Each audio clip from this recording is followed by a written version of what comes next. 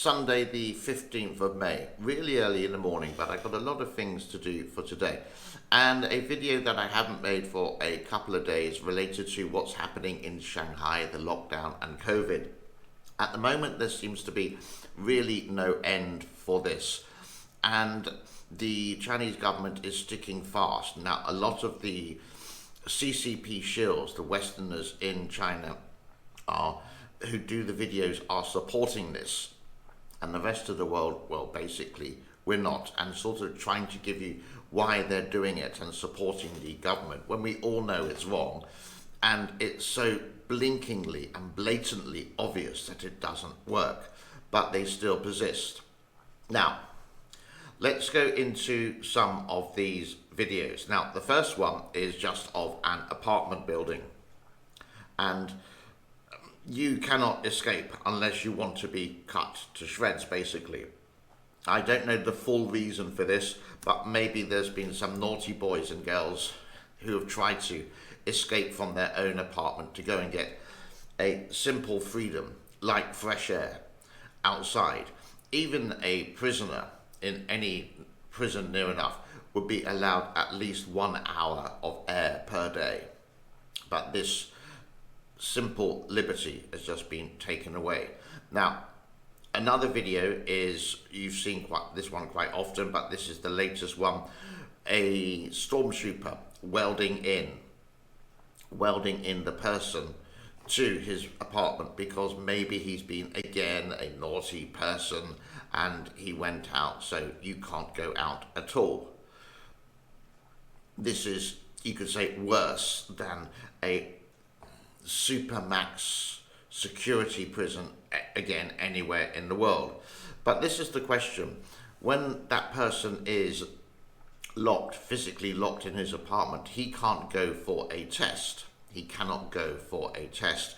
And if you do go for a test, they can, not all of them, I'm going to repeat, they can look a little bit like this, in a way that this is a line for COVID testing. You're going to spend the whole day there.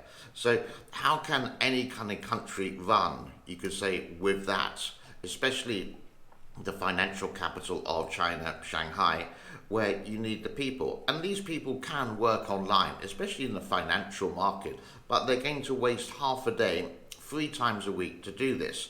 You can see that the COVID policy doesn't really care about the people. It's pretending to care. It doesn't even care about the economy. China's fake currency, all leading to these ghost cities, is another question. Now, unfortunately, if you do get into, you test positive, you have to go to a quarantine center. Now, it's known around the world that these are not the best in the world. There is a video from teacher Mikey about he caught COVID, his son caught COVID, his wife caught COVID, but at least they gave them the time to get ready to prepare, to pack their bags and go to the quarantine center. That video is yet to come. Go and type in teacher Mikey and then you can see his latest video of what it is really like living in China, really like living in Shanghai. And it's no end in sight for that. We can move on a little bit to here. This is Shanghai. This is the central business district in Shanghai, China, and it's like a complete ghost town. People are saying, when is it going to end? There are some stories they're going to say at the end of the end of May. But that's sort of like a fairy tale, to be really honest with you, and no one expects it to happen. Some people are, and these are the really, really lucky people. Some people are allowed out, and once they got all the paperwork somehow, don't ask me how they get the paperwork, then basically, well, they will get to a train station and they would just get the hell out of Dodge, as you can see from the video there. And I would possibly be exactly the same way, trying to go to a different location. Now, when you do get to that different location, you've got to make sure everything is correct. And everywhere you go is related to your COVID pass, basically.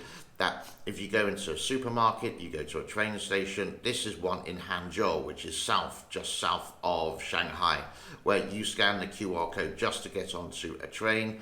If it's green, it's fine. If it's yellow, that's a no. If it's a red, then that train station will be locked down. Now, I do have a little bit of a moan and groan about this gentleman here, Reportified Media and Travel. He is a Canadian, I do believe, living in Chongqing and works for iChongqing, doing these videos about infrastructure, blah, blah, blah. And everything is actually really great. He did do a video a couple of weeks ago about the trains in China and how wonderful they are. Yet you could say it's a little bit like state propaganda. But I did put in that they lose, or they're in debt by $90 billion. And then he replied back, US balance sheets. Then I replied back, no, this is the China balance sheet. And then he quoted back, says the guy who claimed the Three Gorges Dam would collapse years ago. Well, I never actually claimed that it had collapsed. I said it will collapse, and this is from the evidence of Chinese experts and a half Chinese, half German expert in Germany who believes it's only going to be 50 years standing. But you've got to think about the Three Gorges Dam. First of all, they said it would last for 10,000, then 1,000, then 100 years. So that thing. But the thing is, I replied back politely saying that and stating the information and then giving the website on his channel, on his description, just giving the facts, which is something I thought was quite nice. But twice he's actually taken this away, and you can see it here from the comments form, so making me look like the bad guy. One thing he can't do basically is say, guess what, on my channel. So this is my defense to this guy. I'm not going to put his link in it, but if you ever see this, it is basically possibly state media propaganda. It's great to see all the footage, and from what he does for iChongqing is actually quite good with his drones, etc. Granted, but all I'm doing is sort of giving information that is just in debt as well. The same as you would do about the UK train system or the UK government or the Canadian government, whatever it is.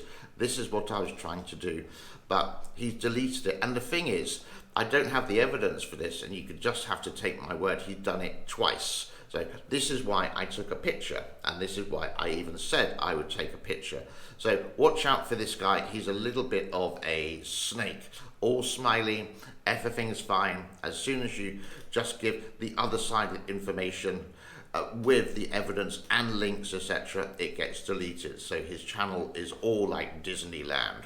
All right, that's my rant and rave over. Have a awesome day. I hope this is useful, just a collection of things which is happening in Shanghai. And is there any light at the end of the rainbow? Well, I'm going to say not yet, unfortunately.